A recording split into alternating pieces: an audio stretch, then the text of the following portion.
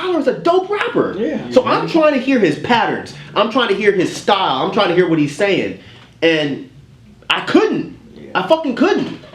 So even if it was a stylistic choice, I think it was a bad one. It sounded like he just got someone that didn't know how to mix the shit properly. No. I know he did. Oh, I'm you saying said it sounded like that. I'm saying it sounded. Sorry. I know Tyler didn't do this on accident. My bad. I think he actually even said on Twitter that like there was, I forget what song it was, but he said there was one song that was supposed to just be a hook, and he's like, well, fuck that. I went back and recorded the verse, but I recorded him way too low, ha ha ha or some shit. And I'm like, okay, yeah, ha ha ha, but me as a consumer, if I want to hear what you're rapping about and I can't hear anything. What's the purpose of me buying? What's the purpose you even rapping on it? Yeah, I said he was being irritating. He was trolling. He was being irritating. He was doing the things that Tyler wanted to do. Yeah. I'm too. You know what?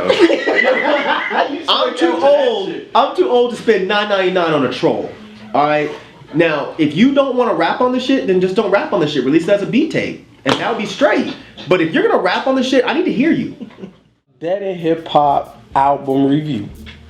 Tyler the Creator, Cherry Bomb. But before we get into that, make sure you support your channel, man. This is y'all channel. It's not just our channel, it's y'all channel. Make sure we got fan funding. Go to youtube.com /Dead End Hip Hop. We got fan funding on there. We also got it on the website, deadendhiphop.com. Also, make sure if you guys love the album, you want to support the artist, go in the description below. We have a link for you to purchase the album every video. So just go down there, click on the link, purchase the album, support the artist you want. And we also got some announcements or some shout outs or something like that from the rest of the crew that they want to get into. So last weekend, check out me and B and I. We were on this podcast, Runaway Jukebox. Shout out to them. They invited us on to talk about reviewing music, et cetera, et cetera. So B and I went down there. SoundCloud. Yeah, SoundCloud. You can check it. It's on our Facebook.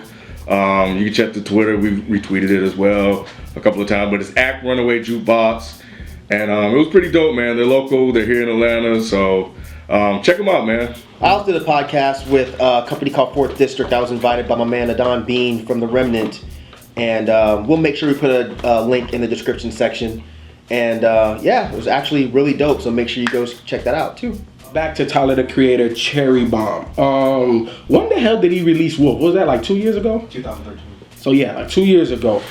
I didn't know what to expect going into that, and I really didn't know what the hell to expect coming into this. I can honestly say I was pleasantly surprised. I think this is by far Tyler's most accessible album. I think the thing that surprised me on this album the most were the beats in his production, because he didn't necessarily stray too far. You know, these guys, you know, their group is named Odd Future for a reason. A lot of their beats have those weird synths and shit like that. He didn't stray from that, but it was a lot more smooth than typical Tyler joints, like Two Seater. Who's that chick that he has singing? Kayla. Yeah, you know, like she really reminded me of Lauryn Hill. Not Lauryn Hill. What's the other one? Whoa. I'm drawing the blank. The other one. You know who? The one that no was other with Lauryn Andre Hill. 3000. That she was married to him for a little while. Erica? Yeah, Erica. She reminded me of her a little bit. No? Okay, well, shit, that was me. That's how I felt.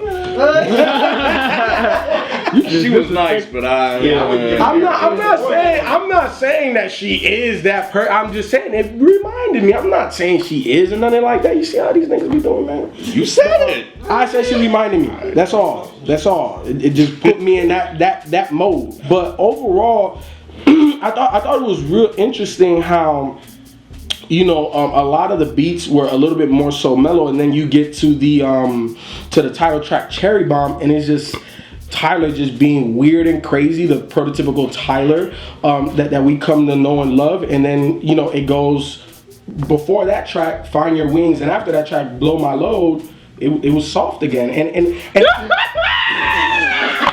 Oh my God!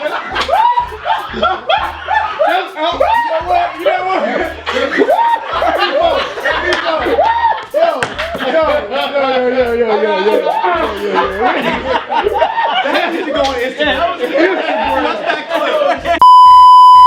After Cherry Bomb, then he had Blow My Load, and the actual production went back to more smooth, a more smooth type of production. And I really want to talk about Smuckers with Kanye and Wayne.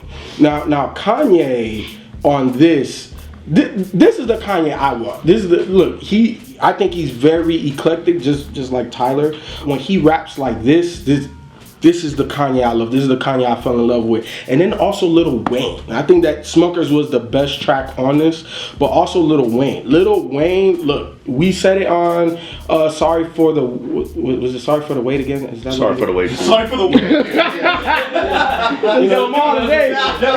Keep them coming today. Yeah, man, I do.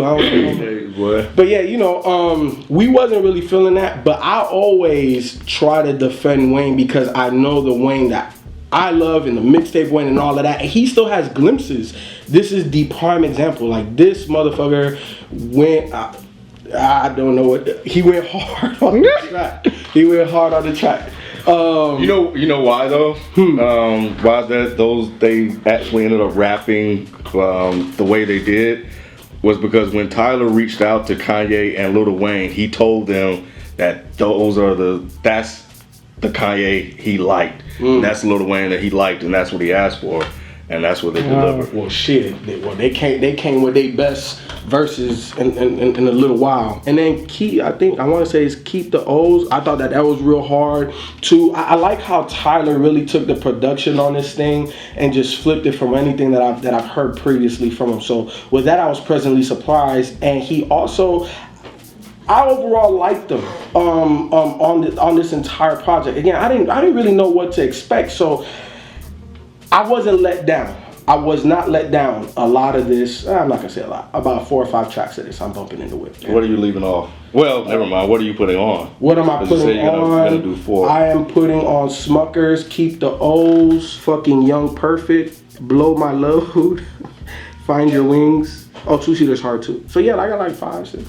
How many is on the album? Shit, a whole bunch. 1, 2, 6, 7, 13 tracks. 13. So I like half.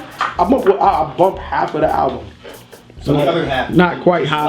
I didn't dislike. I didn't dislike. It's just, you know, that whole Odd Future. Like, there's certain artists that I like them, but I don't necessarily like all of their shit. I'm not gonna listen to all of their shit. Tyler's one of those guys. I like him. I think he's dope, but all of that shit he makes isn't necessarily for me. But half of this album is definitely what I fuck with. I was initially a bit put off by this album when I first listened to it. Definitely started out with Def Camp and you know, some of the like louder songs. I don't know, aggressive, but you know, I don't know if that put me a bit off because it wasn't what I expected at all, considering his last couple of produced albums. So the cacophony of sounds that were on the instruments and stuff that he was using, kind of threw me off. And then, you know, of course, throughout this whole album, it's really that. But I think, you know, alluding to going back to what FIFO was saying, it kind of, as I listened to it more and more, it kind of started to evoke more of the jazz soul type feel that I got from it in the midst of all of the different type of production that he had on here. So the more and more I listened to it, the more and more I started to definitely appreciate that sound from here. And I thought it was really interesting how he was able to kind of weave that in there a little bit in his own weird sort of way, because on some of the songs it didn't really sound like it would fit much. And then I started to kind of do some more research into the actual album, but it made a little bit more sense to me because I had no idea that Roy Ayers was on Fire Your Wings. Yeah. You know, that was one of the songs that I liked. I had no idea that Wanya Morris was singing the background vocals on FIFO's favorite song. 2-seater, I love 2-seater. I thought that was good. Of course, you know, we could see Charlie Wilson was on Fucking Young, and you know, he killed that shit. And this I didn't know. Leon Ware, the man behind Marvin Gaye's I Want You album, was on how do you say that? Okaga, California. The last one. Oh. Yeah. I didn't know he was on that one. So, you know, when I started to kind of look into the album a little bit more, because they were often uncredited on here, I started to understand why those songs started to really appeal to me on this album. And then, you know, I think when I listened to it and listened to Def Camp and finally being able to kind of tune into more of the lyrics, you know, it kind of you know, basically said it. He said, I don't like to play by the rules. And that's pretty much what you got with this album, because Tyler really came out and just did his own thing as he often does. As I played this album more and more, I started to appreciate it a lot more than I initially did when I first put it on. And then, of course, the songs that kind of put me off initially didn't bother me as much as I can continue to listen to it. Actually, as a matter of fact, it seemed like the soulful, jazzy type parts of it kind of seemed to really give it this odd balance. You like it? I like it. Yeah, I like it. When I first heard it, though, Yeah. Yeah, you would have thrown it apart. boy. Oh yes. I would have had one of my classic rants from this show.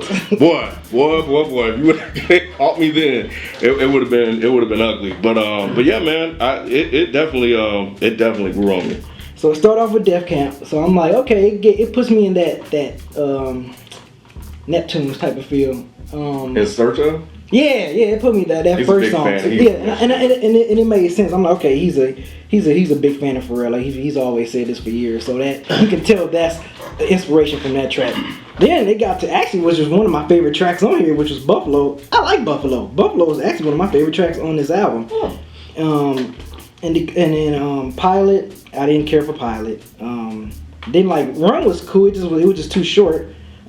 Yeah, like you, I think he's matured a lot more as a producer, because a lot of this production on here is a lot more lush and more, layered. And I'm like, when I heard Fine Wings, I'm like, man, that's dope. He got someone like Roy Ayers on to do an album with him. Like that's crazy. I mean, I thought that was impressive. Then they got the Cherry Bomb, and then oh god, that was like so awful. And I hate the kind of like going the mic route when we did Yeezus. Like people that like dog Death Grips.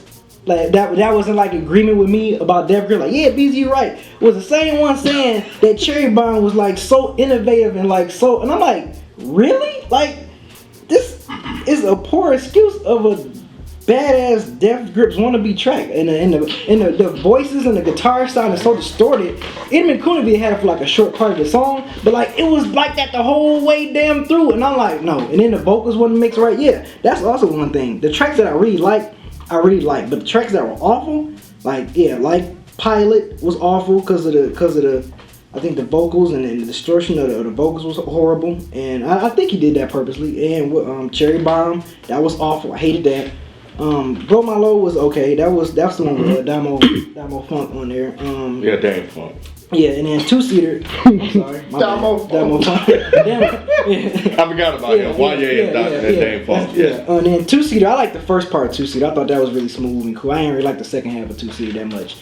One thing I can say about this album is Tyler is like really happy. Like he's really which is nothing wrong with that. It's nothing. I mean, if you're in a happy place, more power to you. But he's really in a happy place, because when it got to the fucking Young and You're Perfect, like. That could have really been a Charlie Wilson featuring Tyler the Creator. Yeah, he pretty Stevie much Wonder vibe. Yeah, he pretty much like stole the show for that whole track for me. And then when they got the Perfect, I'm like, okay, damn, like this is like he's really, really happy, man. Like, and the thing about it is he arranged all of that stuff. Yeah, like he told them, what he wanted. Yeah, so like I said, from a production standpoint, Tyler the Creator, production wise, he really like musically, he was like, okay, I you really matured on that level, but.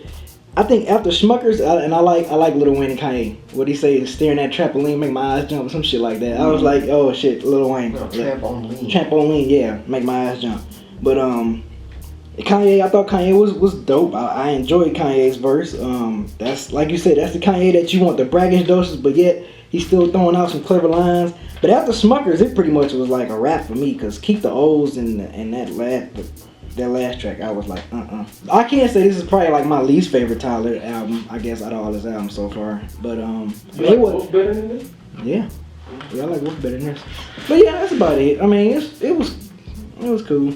As a full project, I didn't care for this. I definitely think this is the worst Tyler album. I think mostly it's just sonically, this didn't interest me at all. The first track, Death Camp, I thought that track was super dope. And I'm surprised neither one of you mentioned this. I'm surprised B's the only one that mentioned this. The fucking mixing was terrible. Terrible.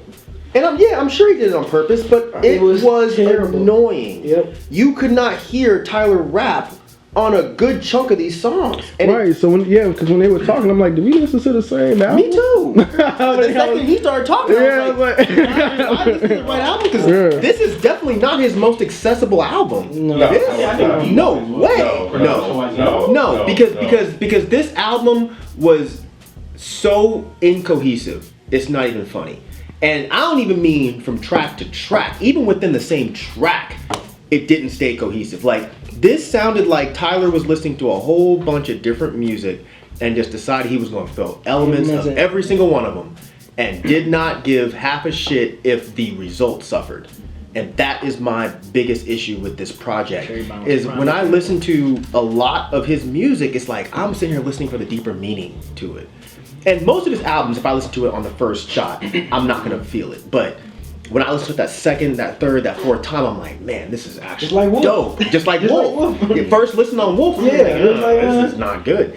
Third, fourth listen, it's like, bam, there it is. It clicks. Yep. I gave this more listens than I could possibly name, and it never clicked. Death Camp was great. Buffalo, I thought was super dope.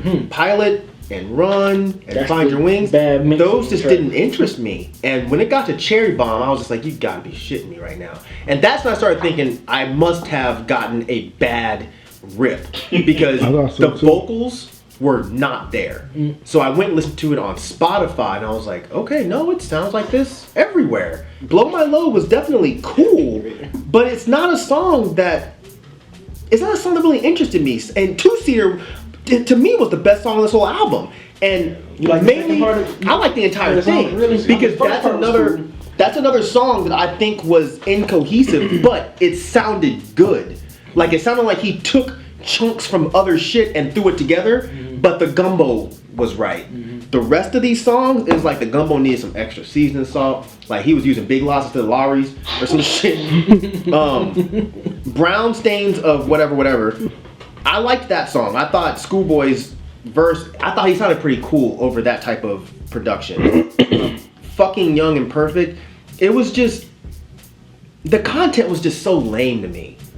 You know, and y'all talking about he's happy. No. No, B said that. I said he was happy. He sounds happy. He sound The happy. song he's talking about getting with some girl that's young. I mean, it's just 6 years younger than it's you. just not interesting I mean, not to me. just that. Fuck it, I'll say it. Maybe I'm just getting old, but this Nah, because It's I just- felt it the didn't same interest way. me. I felt the same way. Like when they were speaking, I thought maybe I just was listening to the wrong shit or something. it's not just me. This album was not interesting to me.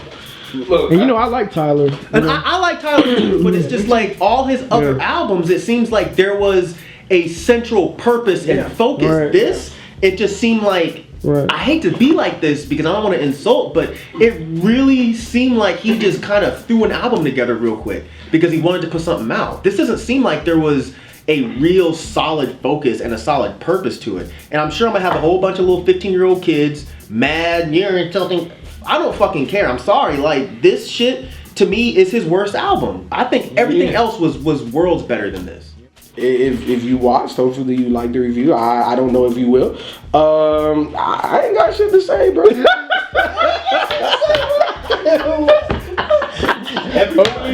Do you? You know what I'm saying? And if you do you, I'm gonna do me, and I'm gonna like it. I ain't got shit to say to Tyler. I really don't have shit to say to Tyler, man, because he's not a guy that I'm like looking forward to. He's not somebody I'm always trying to see what they're doing, man. Like, I had no expectations going into this. He didn't necessarily let me down. Not a guy that I listen to like that. But like I said, like half of the album I fuck with. That half of the album I'll bump that shit in the whip, but it's not my thing, man. But hopefully you like the review, homie. I focus more specifically on the things that I liked, the more soulful, jazzy type of songs that are present on this album, and that's kind of the things that I took away from it. And I honestly was impressed that you were able to go get a Roy Ayers to be on here, to get a Wanye Morris, guys who probably haven't even heard of you, and probably even more impressed that they were even willing to jump on the track with you. But I found that for whatever reason, I found that interesting. But I did like the fact that you did branch out and started to work with some of the OGs, and in the game. That was interesting because those are facts I didn't know. I had no clue. You know, I'm a Roy Ayers fan. So Yeah, me too. I was just like, damn, I didn't I know was that. like, damn. Sucks that they went mixed right. Yeah. You got Roy Ayers, and he's not mixed. And like, Charlie Wilson, Bro, like, and you got Wanye all the way real low so you Yeah, can't hear. you can't hear. Because when I'm listening to him, like, whoever's singing this shit is singing his fucking ass off. And You can't but hear you him. can't even really hear him. I like Buffalo. That's like the style of Tyler Creator that I personally prefer. You know, I do, like Ken said, I do appreciate you kind of stepping out and doing the find your rings. Oh my God, find your wings. Huh? I did for the shit. Say something. I didn't want to interrupt. I always interrupt. Damn you. it. I'm trying not to. Damn it. But yeah, like songs like those, what's that? Fucking Perfect and stuff like that. Appreciate you taking the risk production wise and showing your maturity production wise. But yeah, I wish it was a little mixed better because the songs that were bad were really bad and I really hated them. Really hated them because it was just badly mixed. But Tell them how other you than that, feel, B. Tell them how you feel. oh yeah, I'm just saying. But other than yeah, like I said, like the Buffalo. When I heard Buffalo, I was just like, oh man, this is like that's the title that I love. Not saying you should make a full album with just like songs like Buffalo, but like that's just my personal preference of what I like from you. And even though you know you didn't do that all on Wolf in your previous albums, I still like those previous albums a lot more than this one. So you know, wish you come back to that, Tyler. But other than that, I didn't really. It was okay. It doesn't really. I think at this point in the game, it really does not matter what you put out. You could make 12 songs of beats with nothing but you and Left Brain them farting, and your fucking core fans will eat it up. For me, I definitely appreciate Tyler taking a step and taking a risk, and I appreciate him pulling together various sounds on this album. It's just personally for me, I don't think it connected.